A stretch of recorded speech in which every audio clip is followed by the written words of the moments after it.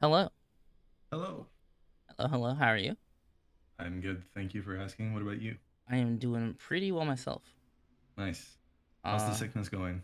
like better. I'm not sick anymore. My, I have a little bit of a cough sometimes, but like it's no gone. It worries. is gone. I can Thank live with goodness. Thank God. that. I was miserable, dude. I didn't realize that. So I had a sinus infection. It was with me for a while, and I Mm-hmm. didn't realize that it got hard to breathe. And now that Mm-hmm. now that I'm taking like antibiotics and everything, I'm like, holy shit, I can live. Yeah, Nice. I know that feeling.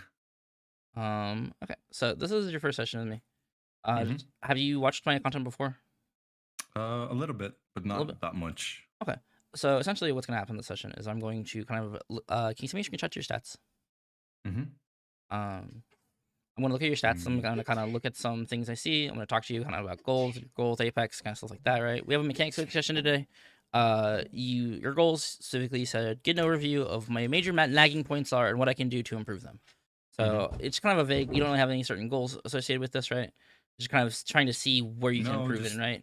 Just yeah, kind just in general. of Because the thing is like, of course, I have a lot of stuff that I can pick out that I feel okay. like are specific weaknesses. Mm-hmm. But I kind of just like struggle to know how to address them in the best and most efficient way. Okay. Instead of Uh, like spending a lot of time just uh or putting in a lot of hours and then getting like negligible results okay. in return, Yeah. That's typically referred to as plateauing, but Mm-hmm. plateauing isn't real. It's just caused by focusing on the wrong things. For example, if you Yeah, work on exactly. the same thing for 10,000 hours, obviously, and by the end of the 1,000 hours, whatever, you're gonna be really good at it. But then you're like, I don't know what to do from here. Yeah. So we have two VODs to improve on, right? These are just Mm-hmm. pubs, right? Yeah, these are just Yes. pubs. Yeah. So when we looking at this from a pub standpoint, Yeah. your so I see you've been pred before, and this was in Yep. season 11. 11. Yeah, 11. Yep. Right. And then you've been mastered since, right? Yeah. So I would say you probably have a pretty good grasp on the game as a whole and kind of how it works, right? I Um, hope so, at least. But sometimes. So I'm gonna share my screen real quick. mm-hmm. So you won't be able to hear your VOD, but that's fine. No You're the one worries. that played it. Yeah. You should be fine. Yes, Um, sir. you can see my screen, right? Yep. And if I draw on it, you're fine. You can Yep. see. Okay, Yeah. Yeah. perfect. Yeah. Perfect. Okay. So, um, overall, your skill level is pretty high. I mean, the highest skill is 24. Highest season 10. I assume a lot of this is ranked? Question mark. Yeah, I played like the 4 pubs that I sent you Yeah. pretty much, Okay. and Okay. I then can just see. ranked. Yeah, that makes And sense. that's another thing. Like my stats are far from impressive, but I've done like very little to pad them. It's Yeah. pretty much just These are ranked, and then I get off. these are ranked stats. These are not pub stats. So for ranked Yeah. stats, these are really good, right? They're really Yes. solid. Because Yeah. because I look at someone's stats and it's KD's like 3, and I'm like, okay, pub player. I look at someone's stats and it's like 1.7, and I see like master badge, I'm like, okay, you're a ranked player. I get it. I hmm perfectly understand. Um, so it what's kind of your goal with Apex in general?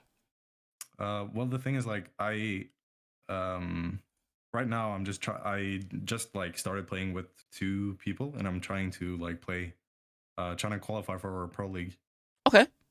So that's like the my main goal is to kind of get good enough that I feel comfortable in a situation, and I feel like I actually belong in like this lobby with this group of people. Okay.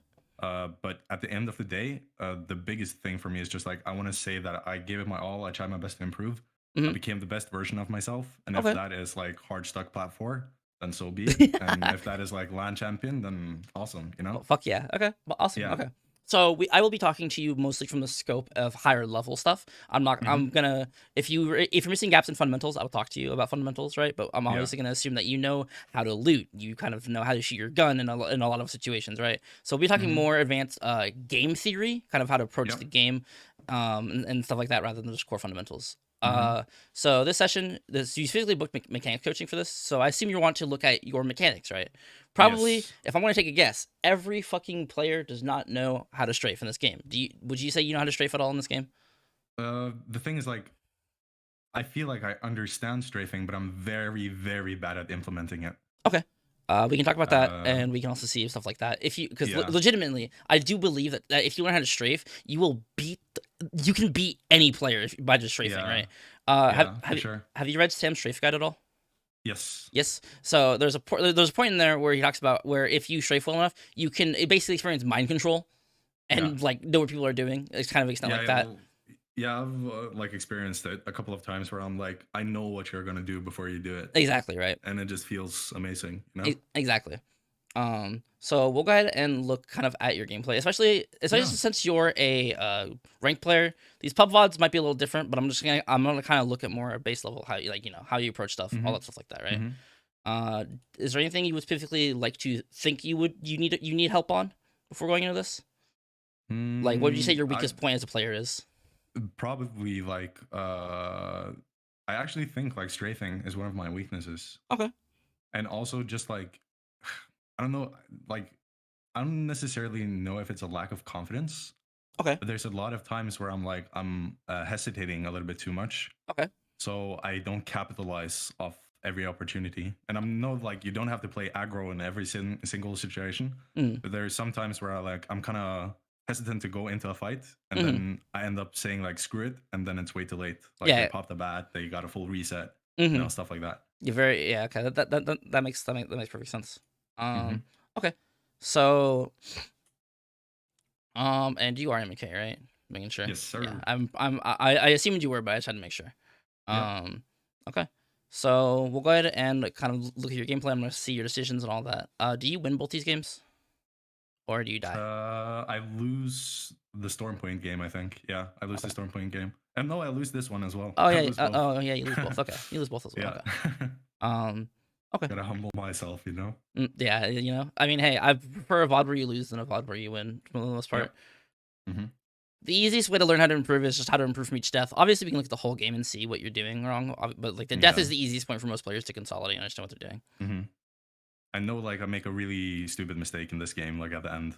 Okay. But, yeah. Other than that. Yeah. How would you, if I ask you kind of how you feel about your aim? How do you like what's your natural response to that? Like, how do you think your aim is? Like, okay, average, good, bad, inconsistent? Like, inconsistent, but on the days when I play good, I feel like it's like a little bit above average. Okay. I think like last time I did Kovacs benchmarks, I was like, I got like Jade complete. I think it was like the one above Master. Yeah. You're probably very solid then. But at the same time, it's not like I whiff a lot as well. You know, if you're not consistent, right? Okay, the number one thing before students come to me about consistency, I always tell them that they need to, one, especially if you're on MK, it's really important. Your posture and everything like that. Yeah. Staying up straight, doing all that shit is really important for consistency. Making sure you get good sleep, drinking water and shit like that is really important as well. I don't know how much you do that. I'm not obviously like a lifestyle coach, but it is important that you do stuff like that, right? Yeah. And a lot of students will talk to me, and I'm trying to watch your gameplay here. There's not too much to really say. These guys are not looking at you. You're just shooting them. Your aim is like fine. Nothing bad here. But the most important thing I talk to students, I'm not gonna be like change your whole lifestyle, but it's like if you want to be the best you can be, you got to make sure you're doing shit like that, right? Yeah, for sure. Important. It's important. And taking care of yourself is also equally as important. These games are probably not the, like I kind of told you in DMs, these are probably not like the best showcase of my skill, because it was like 4 a.m. trying to get this, but at the same time I just wanted to get something decent, you know. I don't need a best showcase of your skill. I need a perfect VOD, right? No, that's what I figured out. Good resource use here. Like better to kind of have like an average display of whatever. Yeah, that's why I tell students, I'm like, they're like, oh, I couldn't get a VOD for me. I'm like, you totally could have gotten a VOD for me. Just literally go play the game for an hour and then send me an hour of gameplay. Okay, that's good.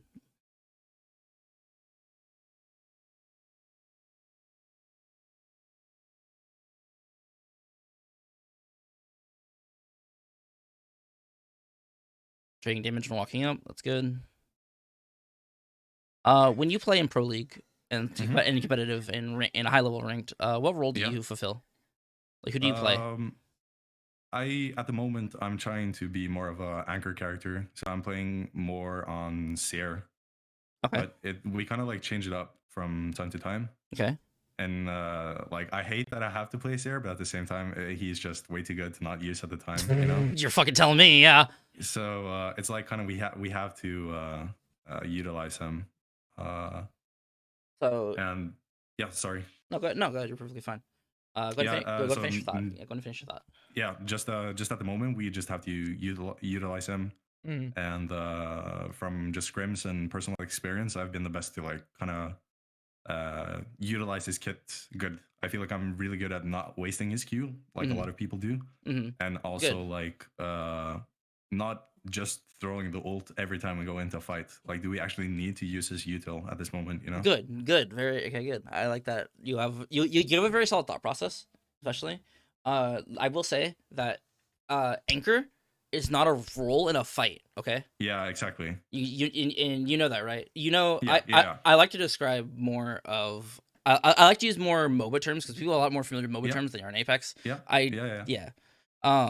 It's good that okay. It's good. I heard you say anchor, and I'm like, okay, we gotta make sure it's not not an actual role in a fight. Because if you're anchoring in a fight, it's so bad. Yeah. Because you're fighting, No, your team's fighting a fucking 2v3, right?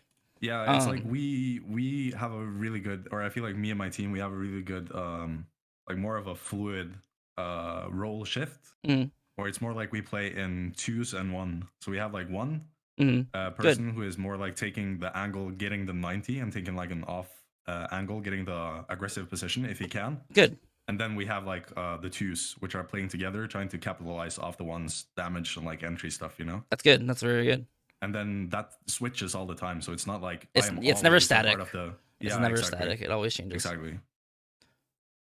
So for here in this pub, right, I can literally tell by you playing. Like, so in these situations, the most important thing to understand here is that obviously I don't have a lot to comment here, but the number one being obviously the only thing you're struggling here with loot, but you're literally just going from fight to fight, killing people. It is not that big of a deal, right? I know you wouldn't loot like this in actual blah blah blah. I'm not gonna sit here and be like you're looting bad, blah blah blah. It's a fucking pub. It's a fucking pub, and you are a very serious player. It does not matter. What the fuck was that? Where did that go? Where the fuck did that guy throw that? Right? I'm not sure. I think it hit something. I think it hit like the top of the pole above you. Yeah. Oh no! Wait, he Kobe'd it. He threw it straight up in the air. You see it, right? What the fuck? What? I don't know what this guy's doing. All right. Okay. But so talking with you has been really insightful into kind of how you approach the game, and you approach the game in a really good way. I assume you ingest content from like other coaches. I assume you follow like other coaches on Twitter and stuff like that. Yeah. And you're very serious about like being the best version of you can be. You already go through the pre-required source material. You're talking about stuff. It's more so the application of such things, right? It's a little difficult to kind of give you metrics to improve on from one a pub in a way, because it's hey, you are already really fucking like solid at the game, and these players are not anywhere like close to your skill level, right? It's probably when your teammate DCs, your teammate goes down here in like a 2v3 situation that I need to analyze kind of what you do, because in these situations you're taking ones, you're winning ones here. It's not you're winning them by a significant enough margin. That's not really too much to really say, right? Like you have good resource util. You're using grenades and really appropriately using grenades to deny area. You're holding really good angles. You're playing high ground here. You push off an advantage. And then you just chow this guy. Your aim, especially where the fundamentals of where you're aiming is really good, especially as well. I don't mean this to say, hey, I'm just gonna compliment you this whole session. I'm more so saying the things you're doing right are good to know that you're doing right, so you keep doing them right. Especially when you aim, you always aim in a way at the upper torso level here, especially with the wingman. You actually know how to use the wingman, which is good.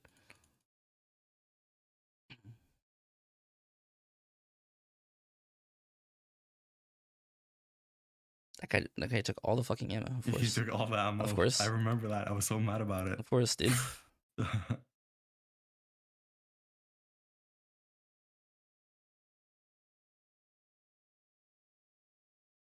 Okay, I just want you to know that looking like that does nothing to affect your hitbox. Okay, good. I just got so like I don't know. I just felt like she shouldn't hit that, but at the same time, the bullets, like I'm not really moving. The bullets scale really, If you want to, you want to focus. Vantage gets like a lot bigger at range, doesn't it? Yeah, like I mean, every bullet has growth at range. Okay, it makes it easier to hit. Games, if you, I was playing the finals recently, and the sniper in that game does not have bullet growth when it goes across distance, so it's really fucking hard to hit people in that game with the sniper. I believe you. So an advantage sniper grows from like this to like this to like this. It's really big. The number one thing, if you're trying to dodge, if you're trying to explicitly dodge, right? What you want to do is you want to make sure that you cover the most distance horizontally, because if you're trying to dodge, you're trying to get to a piece of cover, right? You don't obviously you don't want to dodge and then sit out in the open, because they're gonna eventually hit you if you do circles, right, in the open. So you want to make sure that when you're trying to dodge explicitly, you don't lose momentum, which is the important thing here. Like jumping like this, especially, is really bad against snipers in general. You almost never really want. You never want to jump at range like this. It's really bad. Even if you like lurch it or whatever, you want to lurch out of a slide rather than just a jump, right? I really struggle with that in shotgun fights as well. You probably statically. How good are you at lurching? I don't know. It's not a required skill. It's not a required skill at all. I think lurching is actually bad if you don't know what you're doing. Yeah. I would say like a little bit above average from like a higher skilled individual. Okay, just solid. Yeah. Okay. I would think so, at least. White armor vantage on a fucking dude. No way. Okay. She just really average vantage player. Average vantage pub player. Yep.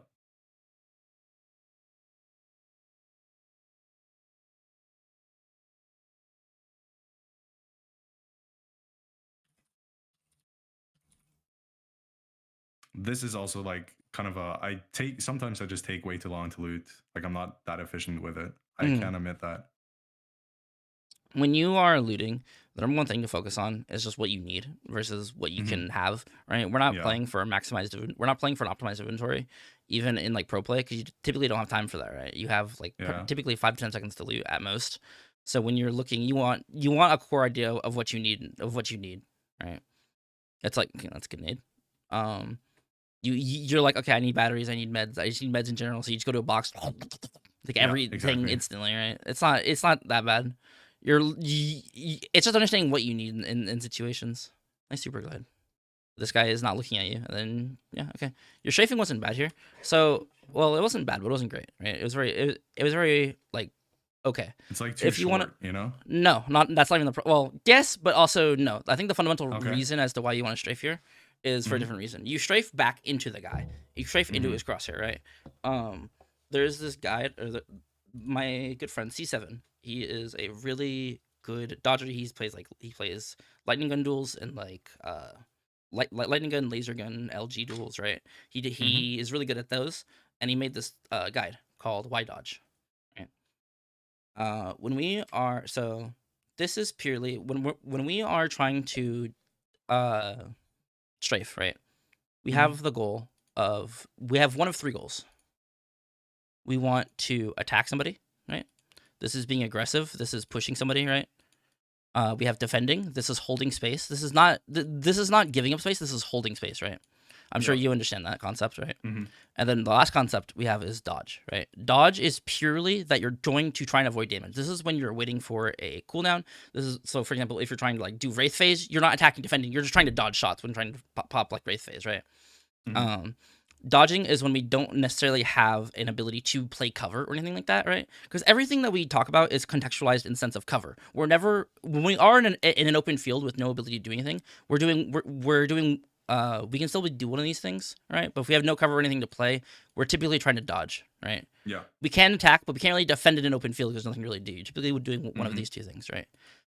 So this graph, explaining a little bit, is a top-down view of an enemy, right? So the enemy is facing this way. The green represents their field of view, what they can see, right? Yep. The worst place to ever be is in front of somebody, right? Because they can cheat you, right? They can cheat you at mostly full capacity. Sure, you can dodge and like avoid whatever they're doing, but they're still gonna hit you unless they're really bad, right? But we're not assuming that our opponents are that bad that they're gonna miss us, right? Our dodge cannot be so good that they will never hit us. They will eventually hit us in some capacity, form, whatever, right? Especially during moments of vulnerability. The second place, so this is the worst place you could be, right? Obviously, we can't avoid it, but when we're strafing, when we're trying to attack an enemy, we're going to try and perhaps get out of this range, right? Unless we can push a numeral opportunity through this way. The second worst place you can be is in the yellow, right? You can also look at this as the third best place to be, rather, right? This is out of the field of view. It takes a pretty quick adjustment to get from the center of the screen to make the center of the screen over here, right? This is a pretty solid angle. Do you have any experience in like martial arts or anything like that? Like fighting, anything like that? Boxing? Yeah, a little bit. So you know that when people are boxing or like UFC or whatever, right? They don't just stand in front of each other and punch into blocks, right? They don't do that. They punch. They go for side jabs. They go to punch in like the sides, the stomach, like the upper area, like the face, stuff like that. They're going for vulnerabilities. So when we're strafing against somebody, right? The whole goal of what we're trying to do is we're trying to pivot and find weaknesses in people to actually capitalize off of, right? Um, and so the third worst place to be, or the fourth best place, is right here, right? There's a strict line here that this line is basically acts as a multiplier for how bad it gets if someone's on that part of at that part of you, right? The best place we could be is behind somebody, right? Obviously, they take the large amount of readjustment to get back to us, and it's the hardest to go to get to where we are. They literally are incapable of physically shooting us, but we can do maximum damage to them. All we have to worry about is just shooting them. We don't have to worry about dodging anything like that. We can worry about maintaining this position. This place is solid. This place is solid. Obviously, as I said, the line acts as a multiplier, right? When you are trying to strafe, right? If you have, oops, I did not mean to erase all of that. When we are trying to strafe against somebody, right? We want to stay out of the green zone, and in here against the Pathfinder, you are staying out. You are approximately like right. Let me use a different color. You're about right here, right? And this Pathfinder knows that. He saw you go over there, right? He's just reacting really slow because, I don't know, he sucks, right? So which way is he going to turn to come to you? He's not going to go all the way around this way, right? No. He's going to go this way to turn to you, right? And so what way should you strafe here? Keep like this. You should circle him. Going left. This is called encircling, obviously. Yeah. It's just making a circle. This requires that by the time he actually catches up to you, he's probably going to be, his turning rate is probably going to be about here or something like that, right? Unless he's like 3-3, can't turn around at all, right? Like 3-3 classic, right? And even then, it's still hard for a player like this to readjust because they have to go off of blind information, right? Obviously, you might be making sound. It's Apex.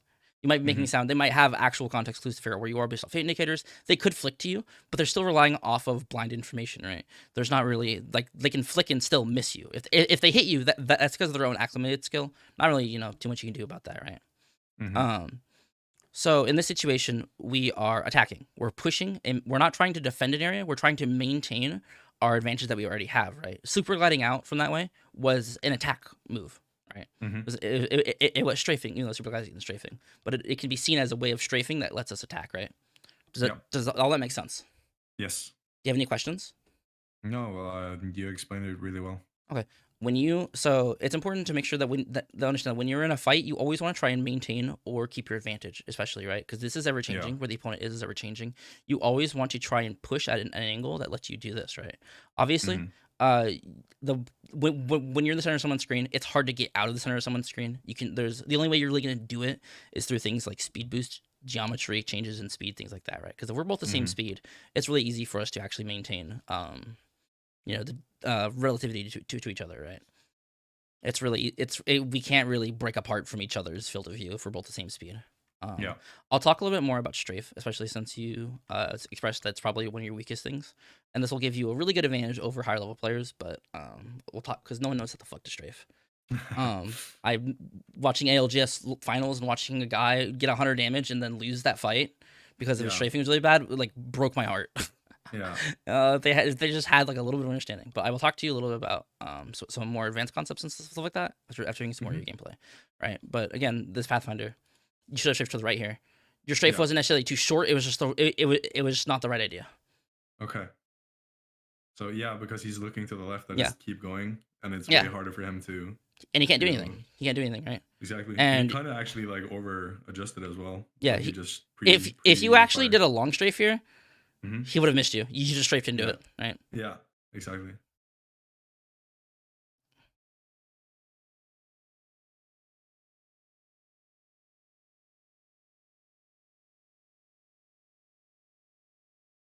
I don't know why I canceled that bet, but I thought you heard him trying to swing you. It's fine. Not a big of a deal.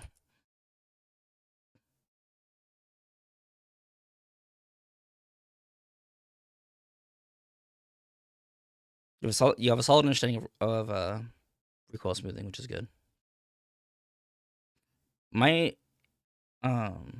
you know the difference between mirroring and anti-mirroring, right? Yeah. Do you know when to mirror? Or not specifically. I kind of do it by feel, I think. Okay. But I'll talk to you a little bit about that later. yeah. I want to contextualize as much as I know about you as a player, so I'm just kind of watching your gameplay. And like I said, Mhm. these are pub players. I'm not, the only thing we've gotten out of 7 minutes of fighting is that one strafe thing, which again, it's Yeah. pubs.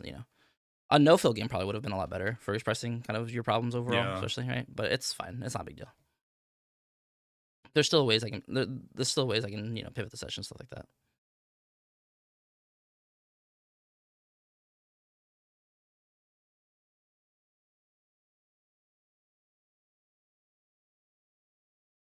There's no way this guy's real. I mean, in my honest opinion, I'm probably porting at this fucking guy. Yeah, okay, that's exactly what you do. They just caught me off a little bit. You just want to use face here, by the way. Yeah. It's guaranteed invulnerability here. This is the only time you're gonna cross out in the open like this. You just want to use face here. Don't be too, like, resources are made to be used, right? If you're ending if you're ending a game with like 10 bats, right? You didn't fucking need those bats, right? Like don't be afraid to use your abilities.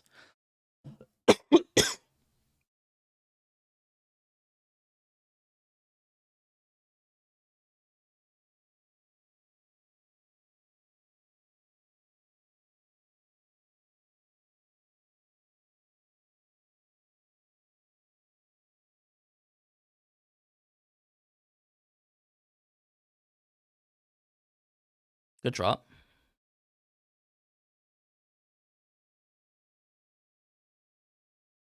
Good heal. This is a good heal just because you don't have batteries. You have to play a little passively. And then now I'd probably start like the invul. Yeah, okay, perfect.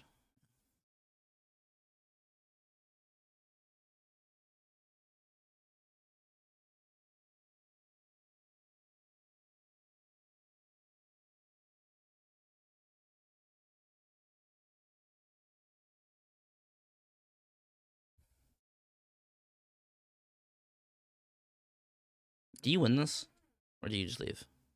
Kind of both. Why? But then I make a stupid mistake at the end.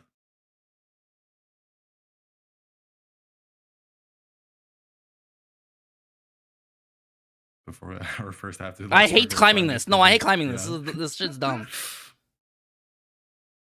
Okay, you have one med kit. This guy's grappling. He's so low as well. I don't understand. What are you doing? What is this guy doing?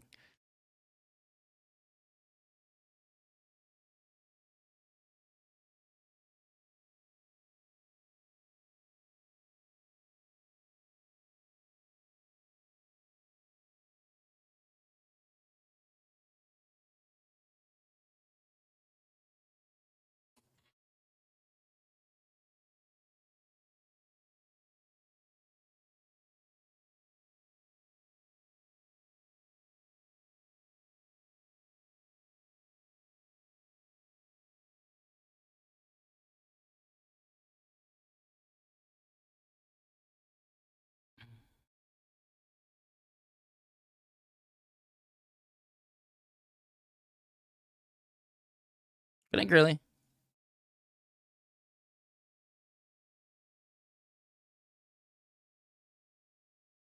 Curious as to what your mistake is. Well, I don't know. Like, it kind of depends how you look at it. But if I want to win the game, I think, like, because in the moment they're just gonna leave, and I have like Moby, and you don't really see it on the VOD, but there was a lot of teams fighting here and a lot of boxes, and it was like a lot of healing around. I probably just could have like either rest my teammate here or gone to like the beacon. It's zone 3 though. It's zone 3. You have to waste so much time doing that. Actually, yeah, I would exactly. focus more on That's what getting I your zone thought to begin with. And then I decided to like just pretty much send the team that's leaving, and I just got caught out in the open and die for it. I mean, it depends on how you kind of approach the game. This is like, it's a pub, right? I think it's probably better to just push the team. It doesn't really fucking matter. That's why right? I just wanted to. They were just annoying, and I was like, I knocked 2 of you so many times. I just want to. And now they're just flying out. Smile. Yeah, exactly. It's annoying. I get it. I totally get it.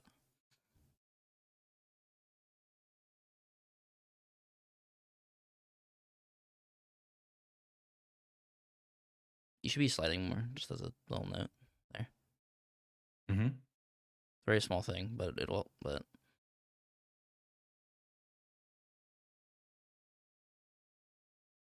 you want to heal in a better spot here, rather than Yeah. Yeah. Okay. I could have told you this was gonna happen. I kind of did. Exactly. You should need to heal in a better spot. You can't heal. You can't heal in the open when you have like nothing, right? So Yeah. so number one thing here I want to talk about here specifically is the Yep. stairway, right? The stairway is really fucking hard to fight in, right? Obviously. Yeah. And I'll kind of talk about why. So let's go a little bit more here. Like pop some cells here. Yeah, right here, right? Okay. So if we're going to break down the stairs here, right? Mhm. We're going to look at our effective strafe range here, right? This is going to effectively Yep. play the game. So when we are trying to fight in the stairwell, right, we have the amount we can strafe is like this. That's not a Mhm. lot of space to strafe in. Your whole No. area is like this. You can barely move. There's no way you're getting past somebody, right? There's no way you're really dodging that much in the stairway, especially against like controller and just a Mhm. solid like a solid player who doesn't who understands that hey, I don't need to move my mouse that much to track you here. Like, because if you think about how much you have to aim, right, it's really, if someone is standing right here, right, where the fuck are they gonna go? To the right, Mhm. obviously. So it's really easy to use strafe prediction here to actually understand where people are gonna go. Do you know who Hollow is at all? Yeah. I reference Hollow a lot in my coaching sessions because he is a very, very like fundamentals based person, and you can see Mhm. it in everything he does here, right? Like literally, he's going to just strafe predict where this guy's going, and it's gonna look like controller. Because Mhm. he just knows where he's going, right? So when we're fighting in this stairway, the number one thing with focus on is damage output rather than dodging, right? Because Yeah. we physically can't dodge. There's nothing we can do to dodge here, right? So we have to just focus on dealing as much damage as possible, okay? And right here, especially when things get a little bit chaotic, right? Mhm. Um,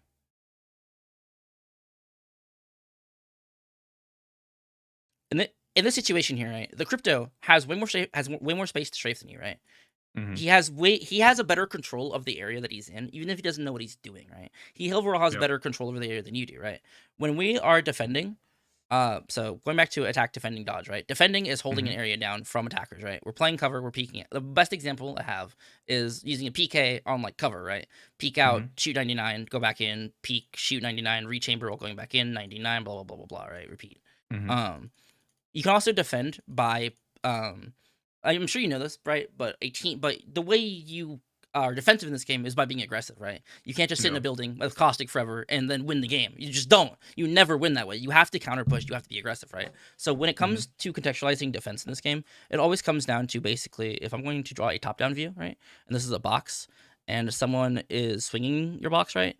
You don't just sit on the box and do nothing. You basically want to stray from this box to try and hold. You're basically trying to control and establish dominance over this area, right?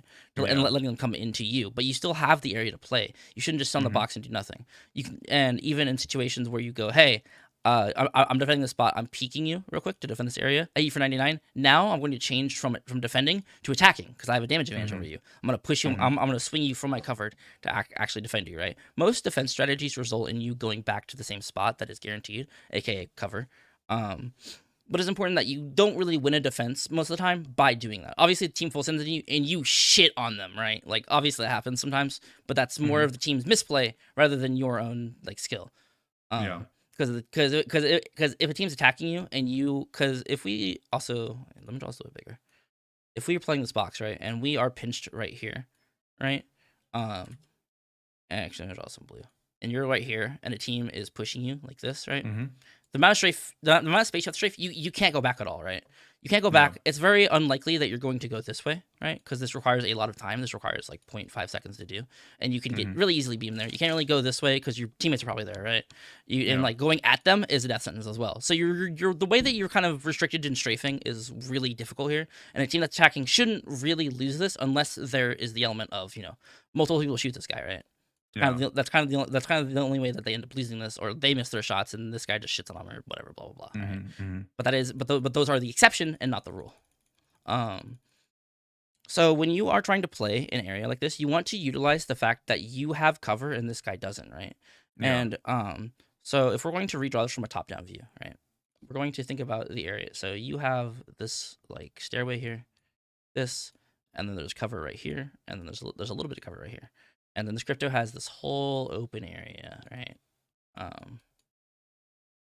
To play. So crypto here, and then you are here. There is a knock guy here that kind of influences which way you can move, but he like he like crawled back here. He's not too much of a problem. He kind of just let you walk up here for free, right? So this crypto is going to basically angle you out this way, right? He can essentially make better use of cover than you can, and it's easier for him to push you than it is for you to push him, right? Basically, the way you want to try and play this is you want to make sure that you hold this top part here, right? You hold this top part here, even if you take damage for it, right? We have to take damage to deal damage, right? We can't be afraid of taking damage in any situation.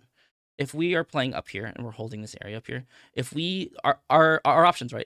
If we employ our options, we can ego chow and we can walk out here, right? But this plan fails if there are multiple people out here, right? Which doesn't seem like there are, right? But someone can easily come out from zipline and come push us as well, right? That's a very dangerous option, but still one that could work, right? We can hold our ground where we are right here, and we can play this area. So, for example, if multiple enemies start approaching, like a guy comes from the zipline over here, we can easily run down the stairs, right? The worst option we have, and it's kind of the option you take, is the option of giving up the space we have to let the opponent enter, right? Because the space we have, this could be a good play in certain buildings, but this one it is not, right? Because if we go down here, right, not only are we giving the opponent height, which is bad. You know why height's good, right? Yeah. There's like 7 reasons why, and you know all the reasons, right? Yeah. Okay. The 7, like however many, I forgot how many exactly, but the 7 reasons why height is good, it gives them that many advantages over you, especially with being high, right? And this guy, once again, still has more strafe room than you do, right? If you back up, he still has more strafe room than you do. You have that much, and then now you give up to have this much, right? Basically, the option you have here is to either try and shell this guy, which you should have just done up here, right? In a better situation, or you run away, which is a viable option if this guy does a lot of damage to you, right? But even then, in this situation, it is still advantageous for you to take this 1v1 in this fight, right? It's important to kind of think about and contextualize how good the area you have to fight and control is, and kind of your plan from it, right? If these were 2 rooms instead, for example, if this was just like if this was like a building on like World's Edge River, and this is just another room, right? You guys are pretty equal in strafe space, right? You like pushing him here is a lot more viable than all the open space that he has, right? But you need to make sure that to not, if you're gonna give up space, you have to make sure that you're going to a better spot, right? Rather than giving the opponent a better spot, because going down the stairs changes nothing. It just makes it harder to do anything, right? Yeah. And this kind of snowballs into why you lose the fight, because you don't have batteries, right? And you kind of punish him for the climb up here, and then you go down the stairs. In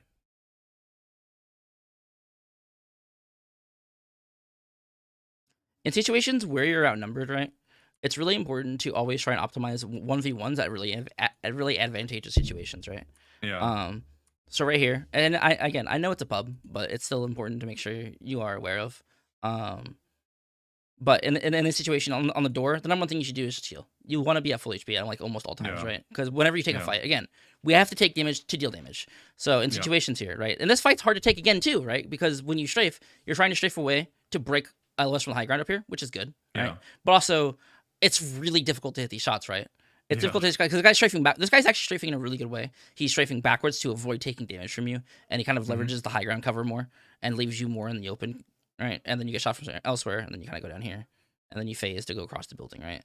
Like the fights that we have here are really, really difficult just because of the environment, right? And it's important to understand that you want to try and avoid fighting in here unless you have the ability to like flip the scenario on somebody. For example, I went over this with a student a while ago. Right. So we could look at the stairway. Actually, I'm just gonna draw from top down view, make this easier. We could look at the stairway as we look at the stairway as we only have this much to strafe in, right? Or if we manage to get an opponent in a scenario where we flip it, now look how much space we have to strafe in, right? Yeah. It's really important that you kind of understand geometry, especially with rectangles and rectangular areas, that if you strafe the long way against the rectangle, you have a way better chance of living and fighting and be able to do things, right? Especially because in a really narrow hallway like this, if you constrict somebody like this against the wall, right? Because if your back's to this, you can always drop off, right? But if their back's to this, they can't drop off. They can't do anything, right? So if they try to run away, you can literally always just cut them off. You can just stand that. You literally just strafe next to them and cut them off, right? And sure, that does flip it again, like this side to side, right? Which is obviously worse, right? But you can still, but if you're cutting somebody off like that, you're punching them in the side, right? You're shooting them in the side. That's really, really good for you. And your movement with your aim is not coordinated at all. You don't use movement to aim. You use mouse control to aim, which is Yeah. obviously kind of how you aim, right? Have you ever heard the term keyboard aim at all? No, not really. Okay, so you can aim with your keyboard. You don't have to use your mouse to aim, right? Yeah. Obviously, if I go in the firing range and I show you that, your mouse, when you move with your character, your your crosshair also moves by extension, right? And so if we do that in relative to somebody's movement, that's called a mirror. If we talk about movement, especially under the context of maximizing damage output,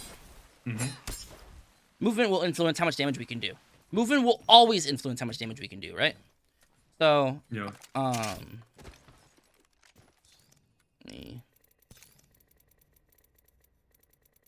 Wait, this. Right.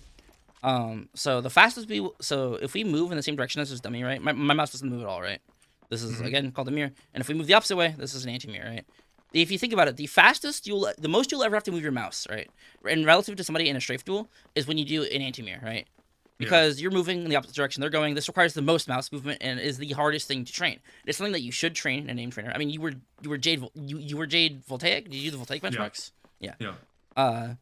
Being Jade the Voltaic, you probably have a pretty good understanding of this, especially from being in Kovacs, right? But it's important to understand how to contextualize this in the essence of a game, because an aim trainer is isolated from in-game elements such as damage. We got an aim trainer we play for accuracy. There's no statistics such as damage, enemies, positioning, stuff like that actually works in game. So, when we are trying to specifically, let me put a file so I have a white thing to draw on.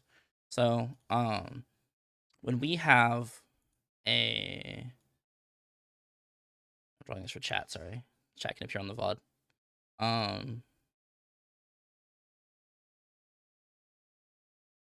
If we're going to typically when people try to aim, when people try to focus on aim, they typically stand still, right, and then let their opponent do whatever they're doing, right. So if you're doing like one PK shot, right, and some guy's going like you typically just stand still, right.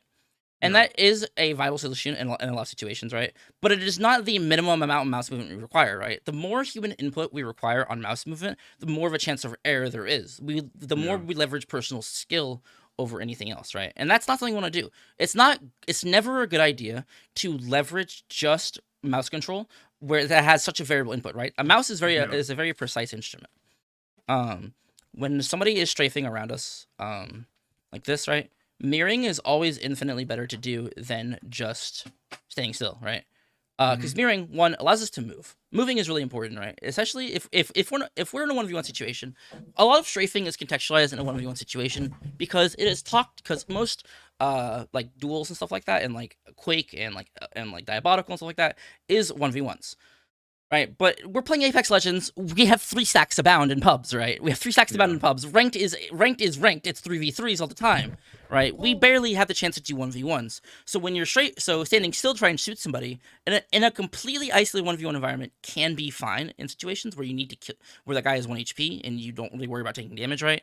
But most of the time we typically have another opponent, right? And if we have another opponent here, right, and this guy's shooting at us, it's always better for us to move. It is always just better for us to move than stand still. No shit, right? Yeah. But when we limit the amount of mouse input we need to do, when we make it to where it's less mouse input needed to do, right? It's obviously harder. It's obviously easier to hit somebody strafing like this than just a 180 and hit somebody, right? It's also because of information, but also just because of how much mouse movement we have to do, right? When mirroring somebody, I have a clip I will show you. Kind of explains this. Is it this one? Yes, it is this one. Okay. All right. So this is a pub clip, but it explains the process. It explains mirroring really well. Yep. Oh wait, oops, stream can't see it. There we go.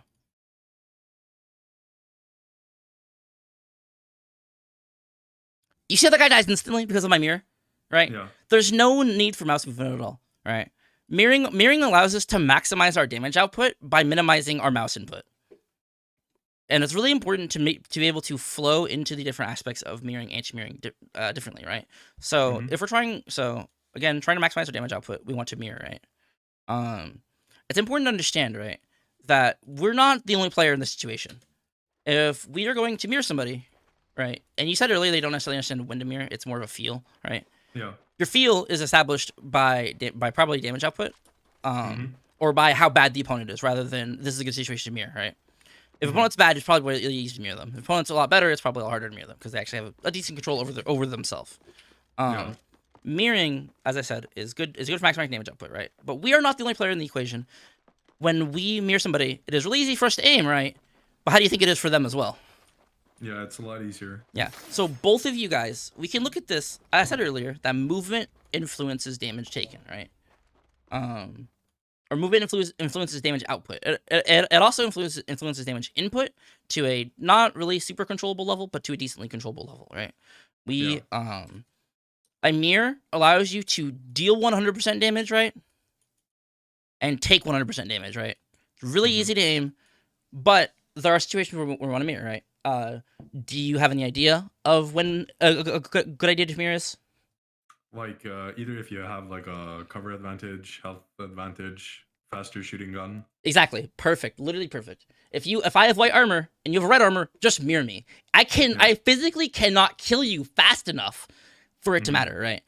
If I have a sentinel, you have an R9. Our armor value doesn't really matter there. You can just one clip my ass. Yeah. Exactly. Anything like that, right? Someone's lower health than you. There's advantage time to kill in some distinguishable way. Two of you guys are swinging somebody, mirror that guy. Yeah. If two people mirror you, you're fucking dead, right? Yeah. You should never live that situation, right? Yeah, exactly. There's also the element of talking about the whole higher time to kill aspect of the game, right? Typically, if we're playing, have you played like any tac shooter at all, like Valorant, CS, anything like that, right?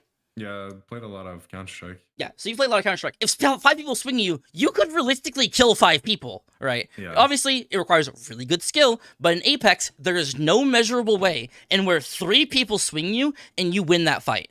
Unless they are really, really bad. Which is something that is, the skill floor for that is basically falling apart because of things like aim assist. Yeah. Right, they will hit a guaranteed number of shots if they are a decent level with aim assist, especially.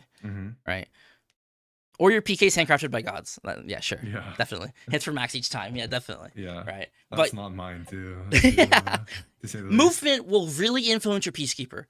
Yeah, the peacekeeper wants minimal mouse movement. The less you move your mouse, the better it is for PK. I just got like caught up in the entire raw strafe. Stop. The backle, you know? Raw strafing. Ever since then, even though I know it's super bad, I just can't let go of the habit.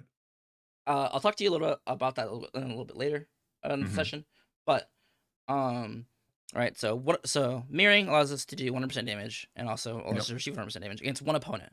Against several opponents, the value is a little bit diminutive depending on what the opponent does. If the opponent just doesn't know what the fuck movement is, you're probably taking like 150% damage instead of 100%, right? Because this guy is probably going to be missing you. It's also important to understand that when we establish a mirror, right? When we are the person to set up a mirror, we go, hey, 1v1 me, I'm mirroring you. That person has to react to the mirror, right? And reaction time, no matter what, even on controller, the conversation's a little bit different, but it is still shaped by if you're mirroring somebody, they have to react to the mirror, which means if they realize, hey, you're mirroring me, I don't have to move my crosshair as much, they can just, but that requires time. That requires like fractions of a second, right? And what we're talking about time to kill in this game being 0.9 seconds with a purple mag R9, 0.9 seconds being headshots, like all that stuff, right? And when we're mirroring somebody, those are more likely to happen. So when we're shaving off 0.2 seconds from somebody reacting on a mirror, if you initiate it, you can kill somebody by just initiating a mirror on them, right? In my clip, the guy was already shooting at me, and I just mirrored him because I had a really good damage lead on him. Immediately, I started shooting him. I was like, I already have this lead. I get the lead by mirroring.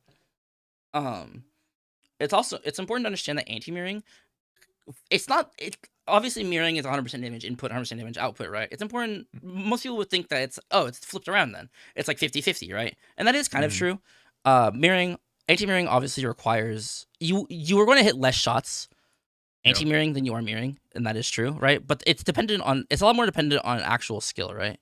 I would say that it was 50 to 75% damage taken, or sorry, it's 50 to 75% damage output for 50 to 75%, or I mean, actually, if realistically speaking, I would say it's probably more toward like 20% to 75% damage received, right? Yeah.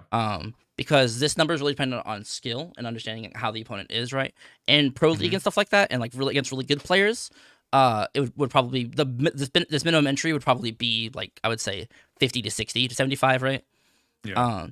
As long as our damage influences our goal, right? We have to make sure we can actually understand what we're doing, right? So if we're going in a fight, right, and it is a 3v2, right? If it's a 3v2, what do you want to do here? Do you want to optimize damage or optimize living? And you're the 3. You're the 3. Mm-hmm. Do you want to optimize damage or dodging?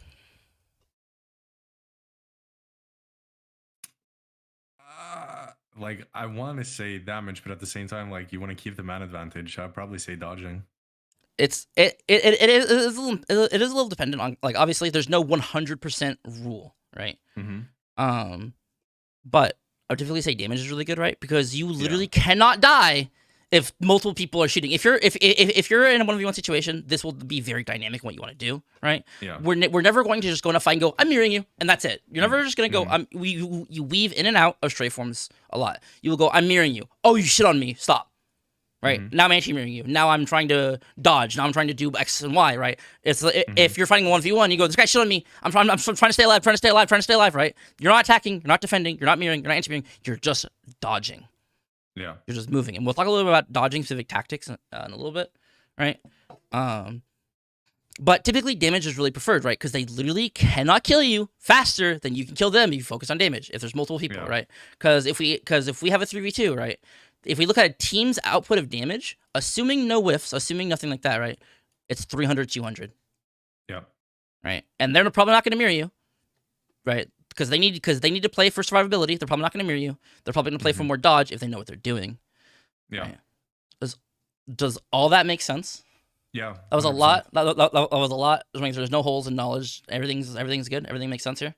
No, I think I like get it. Yeah. Okay. So you're probably gonna ask me, how the fuck do I realize this in game, right? Because you texted me a little bit earlier about I don't like, you think you know about strafing, but it's hard to actually apply it in game, right? Mm-hmm. It is just kind of understanding that you already do these things and naturally, inhibitedly at a high level, because you already, I mean, you want to be the best player you've already been, and from seeing you, I see that you kind of already do these things in situations, right? When the seer climbed up to mantle this thing earlier, you attacked him, right? You swung out from cover to attack him and actually push him. I don't wherever the fuck it is. I think it's right here. Right here, yeah. Like here, you're naturally defending, and then you attack again to swing out like this to punish him, right? You kind of already intrinsically do these things. It's important to understand. It's the number one thing to understand is important to be, hey, how does my damage output look this fight, right? The more we move relatively against our opponent, the harder it'll be to aim. And the harder it'll be to aim does not mean you'll miss your shots, but it means you're more likely to miss your shots, right? Sorry, 1 second. I got a DM from a student. Make sure this VOD works. 1 second.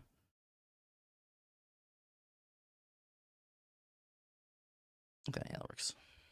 Yeah, that works. Okay. But we are, talking about damage output, damage input, right? So mirroring is 100% damage. Mirroring is 100% damage output and 100% damage input from the person, right? However, again, I'm gonna go back to this as well. What is 100% of 0? Zero, right? Yeah. So if you're in a situation where you're in a 1v1, and you are behind the guy, how much damage can the guy do to you? 0. How much damage can you do to that guy? 100%. Fucking mirror that guy immediately. If you're not mirroring this guy, what are you doing, right? If you manage to get this flank on somebody they're not looking at you, even if you're here, right? Even if you're to their side, you can still mirror that guy. That guy has to react to you, right? There is okay, this is a little bit this conversation's a little bit harder to have because of solely sorry, 1 second. No worries. Okay. This conversation's a little bit harder to have because of the existence of controller smile, right? Yep. I don't know if you read Aimer7's guide on strafing and stuff like that. Yeah. Um, I've read it. so you're familiar with this bubble that people have, right? Yeah. About reaction time and stuff like that. Mm-hmm. This bubble obviously is a lot of, it doesn't really exist against controller. No. Right, because if you strafe left and right, left, right, left, right, they just fucking kill you, right? And Yeah. and a good aiming player that knows what they're doing also does that as well, right? Yeah. So it's important. So this is both an aiming technique that I don't see you using, and also just a good understanding of where you should aim, right? If we draw, let's draw an actual person real quick, actually, instead of just a stick figure. Legs, torso, arm, head, right? Mm-hmm. This is a person. This is a character in Apex Legends, right? Yes, sir. This is their bubble. Leaked from Leaked next season. next season. Yeah. Guy, Yeah. right? If we actually consider it with movement acceleration, right? Do you know what movement acceleration is? No, or not like no, not really. Okay, so your strafe speed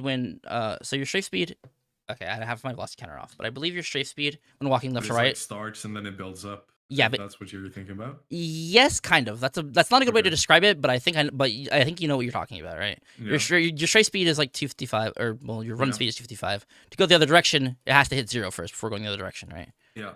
So this is movement acceleration. This causes your character to have a little bit of a like lag effect behind them when they when they strafe, right? So in a game without movement acceleration, the bubble looks like this. Okay, well that's not equal. I can't draw a perfect circle. My bad. Right? It looks like this, right? But I get the point. But since we're playing Apex, the bubble looks if we're strafing this way, the bubble looks like this, right? Mm-hmm. It's more shaped to the right, anything like that, right? Yeah. So when we're aiming against somebody, right? If someone's strafing to the right, where should our crosshair be? Right here, right? Yeah. Because if someone strafes back into the crosshair, this is a concept called under tracking. It's really good in games even without moving acceleration. Okay, Overwatch, but it's still a good concept that you want to make sure that you're doing. You always want to make sure that you're edge tracking. You always want to be sure you're tracking on the edge of a target because this will give you a bonus to reactivity. I don't necessarily see you do this. I just more necessarily see you aim for center of mass in a lot of situations. This will literally just give you a bonus to prediction, especially right. Especially if we consider where an enemy is strafing as well, right? Mm-hmm.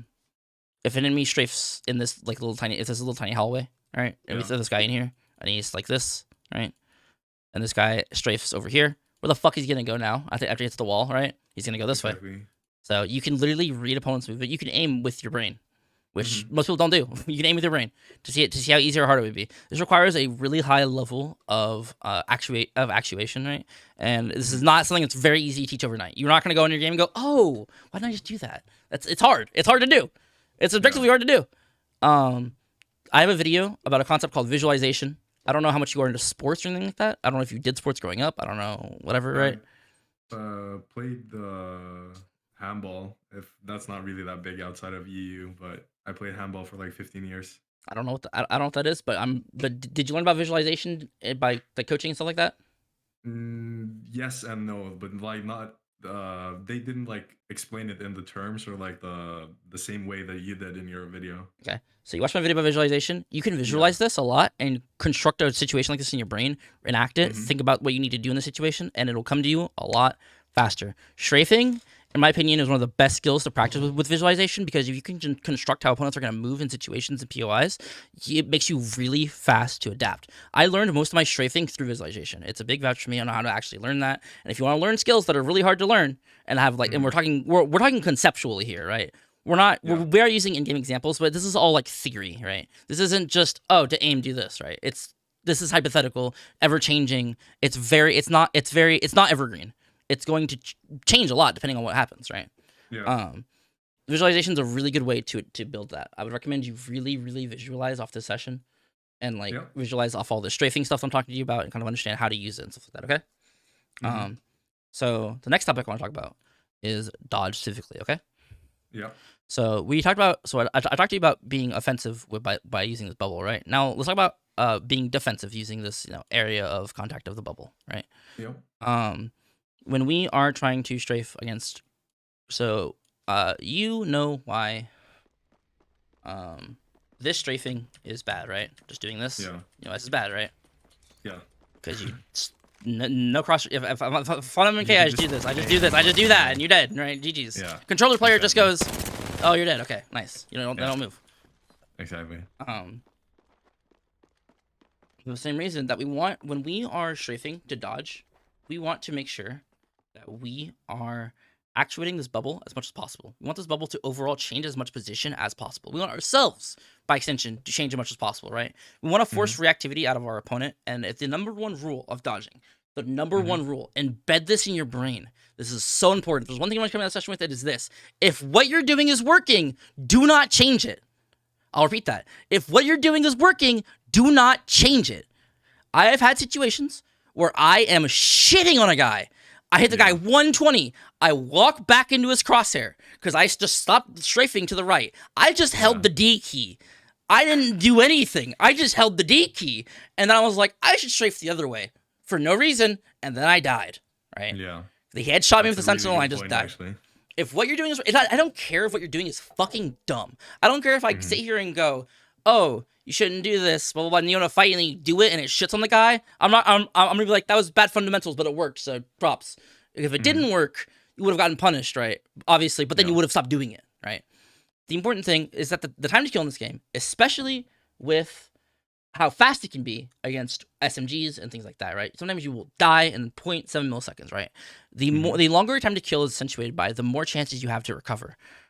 This is why when I do strafe training with students, LG duels, for example, have vamp, which is lifesteal. So the more so if you gain a lead, or if you gain a lead, it can be lost by the person having lifesteal, by you making a mistake, by them doing damage to you and you not doing damage back, right? In Apex, there is no recovery mechanic like that. If you're in a fight and you're losing the fight, you're gonna lose the fight unless you have some way to break the fight, like or some way to get heal, something like that, right?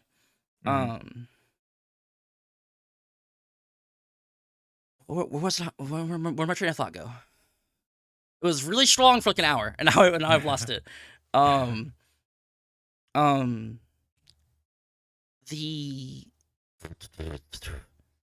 just blinking.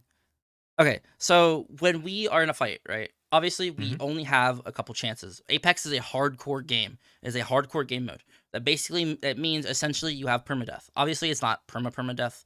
You can respawn in a game, but once your squad's dead, you're dead. There's no respawning. There is respawning, but it's really dog shit, and you always usually die from it. It's really hard to get an actual respawn off. A res means you're out of the fight. There's no getting back up. There's no self-res now. There's nothing. You're out of the fight until you get resed, and then, but that's a second chance. That is very context dependent. Doesn't happen a lot. So we're going to act like in this game is a hardcore game, right? It's important to understand that when this long time to kill is, right, a 0.7 second time to kill. We'll say that's like blue armor. They have an R9, right? This is probably a blue armor R9. They hit a majority of their shots. Like 0.7 seconds to probably around 2 to 3 seconds, I would say, right? This is probably, if both you guys whiff, right? A fight can last 2 to 3 seconds on average in a higher level lobby, right? We're not really talking pubs. We're talking, higher level lobby. If there's some good missing seconds, good missing, good strafe, good movement, it can last 2 to 3 seconds, right? Obviously, you can start a fight at a disadvantage because someone jumps you. You have 0.7 seconds to do something, right? It's important that you always try to do something in those 0.7 seconds. It is important that you always try something, right? Jumping is bad, but sometimes you can throw a jump in to try and live, right? Our last ditch effort, if you're gonna die anyway, a last ditch effort to do anything, to break fundamentals, do anything, is still good, okay? However, I would say that it's like, if you're going, I would say jumping would be bottom of the priority, right? Like jumping would be like a 15% chance to live if we're gonna throw numbers on it, right? But like strafing, like left would be like a 40% chance, and right would be like a 50% chance or whatever, right? Like that doesn't add up to 100, but you get the point. So when it comes to what we're doing, the more chances we have to do, the more chances we get to actually actuate our little quote unquote invulnerability bubble, aka reaction time bubble. So when you're moving around in game, you want to make sure that again, number one rule, if it works equals don't stop. So if you go for initial right strafe and you're holding the right key and you just keep strafing with the right key, don't stop doing it, right? The second rule is that it's in complete contrast to the first rule. If it's not working, stop, right? Yeah. That is less important than the first rule. The first rule, if it works, don't stop. I was saying it 100 times. Please try to remember that. It has fucked me over still, and I know all this shit about strafing. But if what you're doing is not working, you need to stop, right? Obviously, if you strafe to the right very hard, and this guy hits you 110, holy shit, you're almost dead, right? Like white armor, purple armor, you're almost dead. The threat is still the same, right? So at this point, what should you do? Your options are to stand still, move to the right, or move to the left. What do you do? Probably move to the left, right?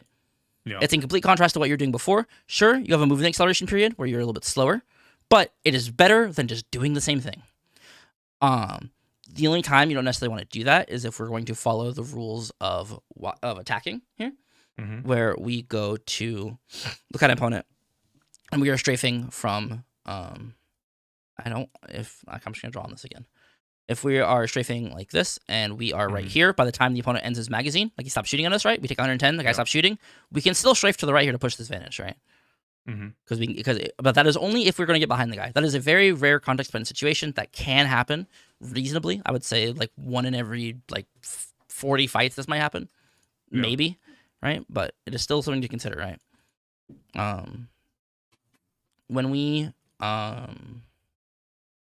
those are basically the two really strong rules of dodging. And so if we want to avoid the most bullets possible, the third rule I would say would be to move, or I would say to maintain speed, right?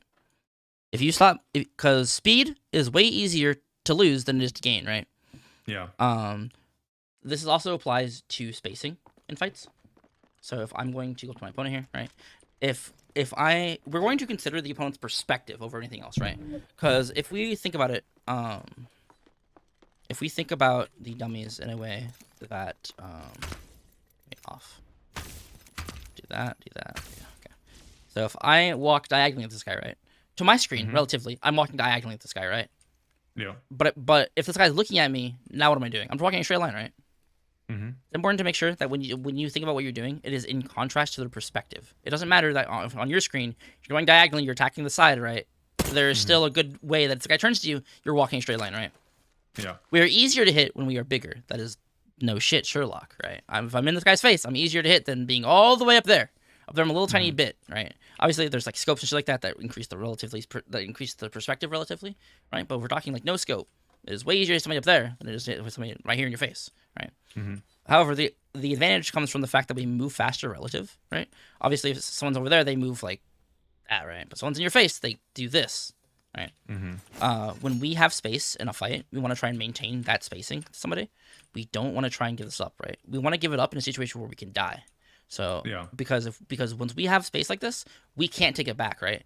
Because again, if we're thinking left to right, the fastest somebody moves is if we're both anti-mirroring, right? I'm moving to the right, he's moving to the left, we're doing this, right? We're doing a little circle around each other, right? This is the fastest we'll ever move, right? So influencing by increasing that direction, right? Again, if this is forward, so this is kind of at a weird angle to this guy, right? This is side to side tracking to this guy. This is side to side tracking to this guy. This becomes a straight line relative to this guy, right? And a straight line is worse than this, right? Because tracking somebody that's walking at you requires no mouse movement at all, requires no crosshair movement at all. This at least requires a decent amount of crosshair movement, and people can miss shots. I'm not saying they will, they can. There's room for error, right? So when you're walking at somebody, you're going to consider that you're always going to gain relatively less distance in perspective. We're going to cover relatively less distance in perspective than you would otherwise. Okay, does that make sense? Yeah. So when you go up space in a fight, always make sure you are very intentionally giving up space. For example, we talked about the staircase earlier, how you can necessarily bait opponents into taking bad positions, right? So if this guy's pushing me, right, and this guy follows me in here, and I climb up here, now he's in here, now I have high ground, right? I baited him into following me under here. Stuff like that, right? There's all kinds of stuff you can do like that, but it has to be very deliberate, intentional giving up space, right? And in fights, if you walk forward a little bit, you can just die. You can just die because you walk forward a little bit, right? Let me show you an example of really good giving up space to actually kill somebody, right? Let's look at where is it? I believe it's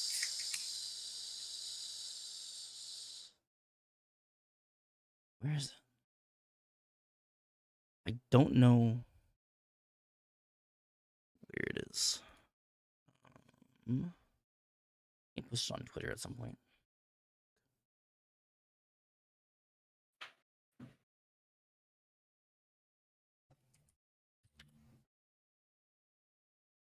Here it is.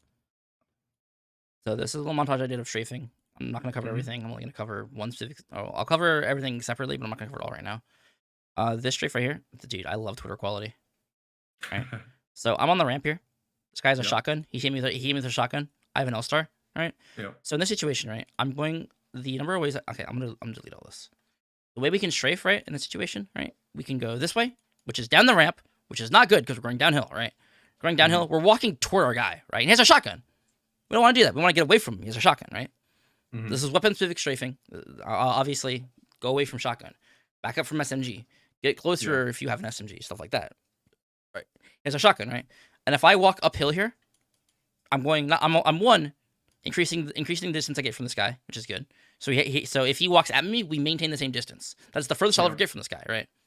If I walk this way, I'm facing away from him. I'm getting high ground, and I'm going away from him as much as possible. That is objectively the best way to strafe here. You could argue that I could go this way, drop off, play the cover here, but I would argue that is a less aggressive play, and that's playing not really to win, it's playing to survive, right? Yeah. If I have teammates here, I would do that. I can like go down here, drop, pop, phase, run away. That's less of a I'm fighting you, and more of a I'm leaving, right? We're trying to fight this guy. It's a pub. It's a fucking pub. Who cares, right? So I strafe this way, and now I have cover. Now I have high ground. Now everything against this guy. He just stands there. He just doesn't do anything. He just stands there, right? Good strafe. Good strafing. We're gonna look at some other specific footage of, you know, this is another mirroring concept. It's just sure it's a gold clip, right? It's this guy doesn't know what he's doing, right? But I can just mirror this guy for free. It's the concept of mirroring. I can mirror this guy for free. He walks through, he dies. That's it. He's not looking at me. No reason for me to fear anything, right? This is another really good strafe clip from a pub. The guy gets a G7. I get the L-star, right? What gun has a higher time to kill? Probably the G7. The G7 takes longer unless they land headshots, right? Yeah. But the L-star can just shield this guy, right? He dies instantly. I mirror him. He dies instantly. It's dead. It's over. Yeah. This clip here. This clip is a good example of dodge. Slide off the box here. Shoot this guy. I'm like, oh, wait, this guy was flesh. And here, I'm gonna 1v1 this guy. My jump is not good. There's not a good jump to do. Look how much I mean, this guy kind of sucks, so I don't take too much damage during the jump, right? But I do objectively take like 40 damage during the jump, right? Yeah, that jump is exactly what I would have done in that situation. But right here, right, you can see that I'm trying to dodge the most as possible against this guy. I'm trying to make this guy move his crosshair as much as possible, right? So what am I gonna do? I'm gonna anti-mirror this guy. You see here, I anti-mirror him, right? And like he runs out of ammo and stuff like that, but like I'm still focusing on trying to dodge because he has a second gun. He can still shoot me, right? But I still win through. I'm using my accrued skill here to win the anti-mirror, right? And he started shooting me first, so I know he's gonna run out of ammo first. What is?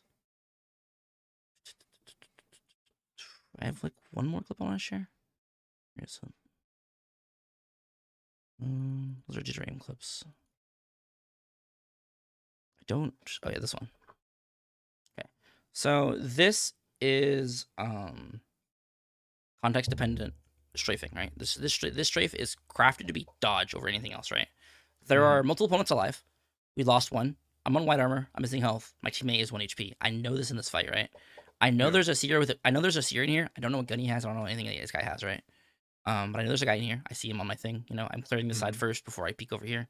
I'm going to swing this guy, right? He hits me with a PK. Oh, fuck, right? I'm dead. I'm going to die, right? So the number one thing I focus on, there's multiple opponents alive. We don't have any knocks. It's a 2v3 situation. We're both 1 HP, right? So what should I play here? So what should I play here for? Maximizing damage? No, I'll die, right? He just killed me first if I try to maximize damage, right? So what am I trying to do here? I'm trying to dodge, to stay alive, right? So this guy shoots me, right? You should know the rhythm of a PK. You should know the rhythm of weapons in the game. Obviously, shotgun bolt changes that to a minor degree. But you can still understand the rhythm of you can still expect shots based on a certain pattern, right? About where you are, right? If you make if you know that you're gonna make yourself vulnerable in a certain situation, you want to make sure that you're in that when you go in that situation, you expect damage, right? So right here, this guy shoots me. Here, dodge. Say I baited him to do the same thing twice, and I have to just shit on this guy, right? This is weapon-specific strafing. I do the same strafe over and over again, but guess what? It worked the first time, so you don't want to know what I'm doing the second time? Again. Same thing again. And I absolutely just shown this guy through mechanical skill, right? The only way I win that fight is through mechanical skill. There's no way I don't win that fight. I can't outbrain that guy. I can't go, hey, I'm smarter than you. And he's like, oh, okay, I'll just die. That's not how that works. Right. The last thing I want to show you, and probably the last thing I'll cover in this session, is geometric gaming. I talked a little about this earlier, right? And again, this is a pub clip. I don't play ranked a lot because I don't have a squad and I don't really care, right? So the situation, right? When we are strafing, it allows us to enable control of a room, right? Us being in a location in a room allows us to take control of that room, right? Yeah. So in this situation, right? When I climb up here, I see there's a Bangler here. I knew there was somebody in the building when approaching this building. I'm in no-fill trios. I'm pretty sure this guy is solo, isolated, so I want to fight this guy, right? When I go in this room, how do I want to take control of this room? My options here are to swing out in the open here. Not a good idea because it's in the open. I'm ego channeling. I don't want to take an aim duel. I want to be able to, pressure this guy in a way that will help me, right? I can take this cover over here, right? It's cover, right? Most people would be persuaded to go to the cover, right? However, taking cover establishes that I control this part of the room, right? I control this room in some diagonal or some way like this, right? I control like this part and then all this, blah, blah, blah. This guy controls this and all this, right? This isn't really denying the guy cover. This isn't really denying space at all, though, right? When I deny the opponent's space and limit their options, I force them to do certain things to make plays, right? Yeah. So the situation here, I'm going to swing out like this to push this guy back here, right? I'm trying to suffocate this guy. So when I swing this guy, right, I slide. He's immediately going, oh shit, there's a wraith, right? So what way is this guy gonna move as soon as I start sliding over here, right? Is he gonna move this way? Probably not. I don't know anybody that would really swing out like that to chow me like that, right? That's kind of insane. So this guy's gonna go over here to the cover, right? Because that's probably what that guy should do, right? I'm not giving him a lot of options. He can walk at me, but if he walks at me, I one clip his ass. Why are you walking at me, right? And if this guy walks this way, I mean, hey. So the biggest chances I would take somebody walking this way would be like 70%. 30%, right? Yeah. So I don't have to obviously put the numbers in game. Obviously, in the situation of he's gonna shift to the left here, right? So my crosshair, I aim. This is all aiming with my brain. This is all aiming with my brain. So this guy right here, right? We know the geometry of this room. I'm sure you know this room pretty well. There's like a little corridor right here, right? And that limits the area as to which this guy can strafe in, right? So that makes our aiming so much easier. We can focus on damage output. Well, this guy has to also focus on damage output, but he's not good enough to know that, right? And in a situation where we both have to focus on damage output, but I have more room to strafe, who's going to deal more damage? Probably me, right? So I swing this guy. He goes in here. Easiest one clip of my life using my brain. Yeah. He's just stuck in here. He can't do anything, right? He runs to the cover. I know which way he's going to go. I'm experiencing mind control. Yeah. I've forced this guy to do what I want him to do, and it's just one clip. Does that make sense? Yeah, 100%. Everything I talked about makes sense. Yeah. Do you feel like you have any like do you feel like this was good? Do you feel like I explained a lot? Do you feel like all this was explained very well? Really well. The thing is like basically I think the biggest thing was if something works, don't stop doing it. Like exactly. It's such an easy concept, but it's something that sometimes I feel like, oh, I'm just moving in a straight line to the left. I have to. Oh, butt strafe, bro. It's working. Yeah. It doesn't matter. Exactly. So I just like feel like, oh, I have to go back because I've gone to the left for such a long time now, or I've gone to the right for such a long time. The concept of global bias, which I'm sure you are aware of. I didn't talk about that at all in this session, by the way. You read Sam's guide, so you probably are aware of the idea of global bias, right? Yeah. Global bias will fuck your brain like that. Global bias will make you go, oh, I strafe one way more than the other, but I don't want to just strafe one line, so I'm just gonna strafe that way. No. Global bias never says to do that, but it is what most people do to express global bias is that they will change their strafe in some way to strafe in one direction more than the other, right? If we think about it, right, if we're strafing like this, if we're strafing in a straight line like this, right, how much do we move to the left? 0. How much do we move to the right? 100%. Is this global bias? Yes. This is global bias the same way that this is global bias. These are both global bias. These are both really good. Even 1090 is still good. Okay? Yeah. I feel pretty comfortable calling the session there. You have a lot to study. You have a lot to learn off of. A lot to cover. 100%. Do you have any questions about anything at all? Again, I've asked that like 6 times, but I want to make sure this is very thoroughly covered. Yeah, of course. No, I feel like you explained it really well, and I have a lot like to take away, and also to like specifically look at my own VODs going forward. Exactly. And then look back at this, like, am I following the principles that you laid out, or am I just like throwing it out the window, or what am I doing? Exactly. Exactly. This is the most fundamental thing you'll ever see if you watch really good players. My recommendation is Hollow or his Watson, because his Watson has LG'd. He has experience doing this. He's gotten coached by Hot Rod, who is who is very good strafe coach like that. Those two players are really, really good for understanding strafe like that. Raven, the TSM coach, is also very familiar with stuff like this. He's not he's not necessarily, he likes to refer to other people that are more qualified for coaching it. Yeah. But I'm sure he's taught TSM in some way. He's taught TSM in some way how to do it.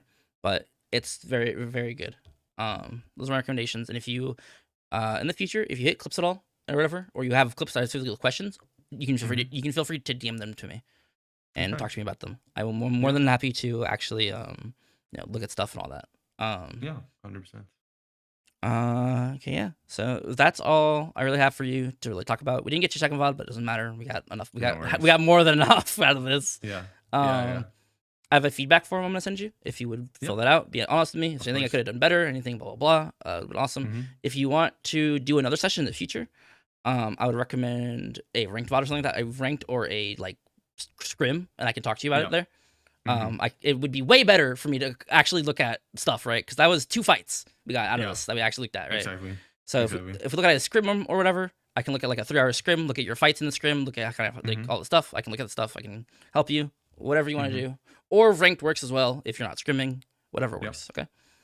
And yeah, and if the last thing, if you could fill out a testimonial from me on Medify, you don't have to do it today. Obviously, if you want to see how my coaching works or whatever, you want to see how it works for you, whatever, you can fill it out whenever. But if you fill out a testimonial on Medify, that would be awesome. It helps me. We put an algorithm. It helps people look at my page and see that students and all that. But yeah, that's all I have for you. I'm gonna DM you the form in a little bit, and I will hopefully be talking to you soon. We'll be talking to you in the future. Yeah, for sure. Look, I look forward to hopefully work with you again. But if not, no hard feelings. You have enough to coach yourself off everything I've given you today, and that's the most important thing. Yep. Sure. Okay. I will hopefully talk to you soon, and have a good rest of your day or night. You're EU, right?